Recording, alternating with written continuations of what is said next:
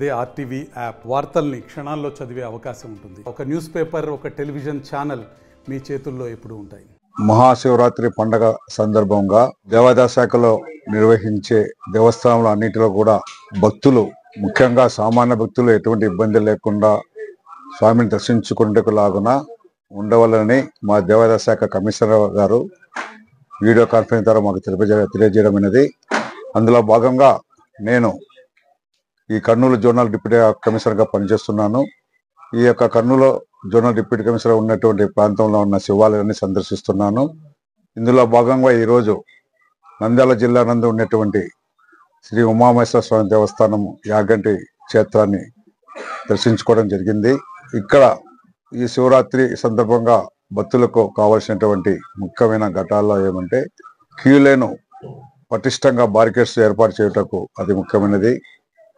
ఆ విధంగానే చుట్టుపక్కల శానిటేషన్ ఎలా ఉండాలనే విధంగా యువ గారికి సూచనలు జారీ చేయడమైనది. ప్రతి భక్తులు ఇప్పుడు రాబోయే శివరాత్రి రోజు కూడా ఇప్పటికే ఎండలు ఎక్కువ ఉన్నాయని గ్రహించడం జరిగింది. కాబట్టి క్యూ లైన్లో వాటర్ ప్యాకెట్స్ కానీ, వాటర్ బాటిల్స్ కానీ, వారి యొక్క దేవస్థానం ఆధారం బట్టి లేదా దాతల ద్వారా మజ్జిగ ప్యాకెట్లు కానీ ఉచితంగా సరఫరా చేయటకు అన్ని ఏర్పాట్లు చేయమని యువ గారికి ఆదేశించడం జరిగింది. ఇక్కడ ఈ యొక్క వాటర్ ప్యాకెట్లు కూడా ఇక్కడ అందరూ భక్తులు దాతల ద్వారా చేస్తున్నామని చెప్పడం నాకు జరిగింది. కాబట్టి ఈ ఏర్పాటు పరిశీలించిన తర్వాత కూడా ఇక్కడ వచ్చు భక్తులు సుమారు 40 నుంచి 50,000 దాకా రావచ్చునని అంచనా వేస్తున్నారు. వారికి అనుగుణంగానే క్యూ లైన్ కూడా ఏర్పాటు చేసి ఉన్నారు. ఎటువంటి కూడా అలాంటి సంఘటన కూడా జరగకుండా పోలీసు వారితో కూడా సంప్రదించి వారితో గట్టి బందోబస్తు ఏర్పాటు చేసుకోమని చెప్పడం జరిగింది. ఈ యొక్క ఉత్సవాలు ఎన్నడూ లేని విధంగా ఈసారి దేవతా శాఖ పటిష్టంగా తీసుకోవడం జరిగిన భాగంగా గత నెల కిందట తిరుపతిలో జరిగిన సంఘటన తర్వాత ఎటువంటి తోసాలు జరగకుండా మన ఆంధ్రప్రదేశ్ ముఖ్యమంత్రి గారు యొక్క సూచనల మేరకు మరియు దేవాదాయ శాఖ మంత్రి ఆదేశాల మేరకు మేము ఈ యొక్క పటిష్ట ఏర్పాట్లను మీటింగ్ల ద్వారా, వీసీల ద్వారా అందరికీ తెలియజేస్తున్నాము. ప్రతి భక్తుడు కూడా ఇక్కడ ఎటువంటి ఇబ్బంది లేకుండా అన్ని దర్శన ఏర్పాట్లు చేయడం జరిగింది.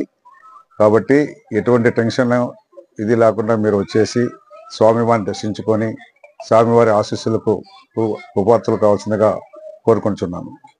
నంద్యాల జిల్లా బనగానపల్లి మండలానికి అతి చేరువలో ఉన్నటువంటి ప్రముఖ శైవ క్షేత్రం యాగంటి. ఈ యాగంటి క్షేత్రంలో మహాశివరాత్రి బ్రహ్మోత్సవాలు అత్యంత వైభవంగా జరుగుతాయి. ఈ యొక్క బ్రహ్మోత్సవాలకి ఆంధ్రప్రదేశ్, కర్ణాటక, తమిళనాడు నుంచే కాకుండా ఇంకా అత్యధికంగా భక్తులు వస్తూ ఉంటారు. ఈ క్షేత్రానికి మన స్థానిక మంత్రివర్యులు బీసీ జనార్దన్ రెడ్డి గారి ఆధ్వర్యంలో కార్యనిర్వహణాధికారి, పాలక మండలి వాళ్ళంతా కూడా వచ్చినటువంటి భక్తులకు ఆ యొక్క నీళ్లు కానీ, క్యూ లైన్స్ కానీ, సేమ్యానాలు కానీ ఇలాంటి ఎలాంటి ఇబ్బందులు లేకుండా ఆ యొక్క వచ్చినటువంటి భక్తులకు ఆహ్లాదం కోసము శివరాత్రి నైట్ కూడా సాంస్కృతిక కార్యక్రమాలు కూడా ఏర్పాటు చేయడం జరిగింది.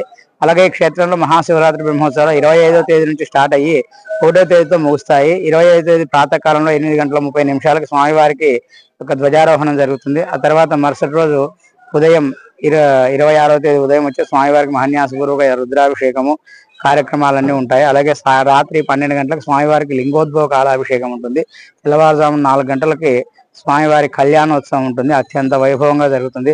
అలాగే 28వ తేదీ సాయంత్రం 4 గంటలకి యొక్క రథోత్సవం అత్యంత వైభవంగా జరుగుతుంది. 1వ తేదీ వచ్చేసి శివదీక్ష విరమణ, తర్వాత సాయంకాలం త్రిశూల స్నానంతో ఈ యొక్క ధ్వజ అవరోహణంతో ఈ యొక్క శివరాత్రి బ్రహ్మోత్సవాలు ముగుస్తాయి. మరిన్ని వీడియోస్ కోసం ఛానల్ ని సబ్స్క్రైబ్ చేయండి. లేటెస్ట్ అప్డేట్స్ కోసం వాట్సాప్ ఛానల్ ని ఫాలో చేయండి. అండ్ లింక్ డిస్క్రిప్షన్ లో ఉంది.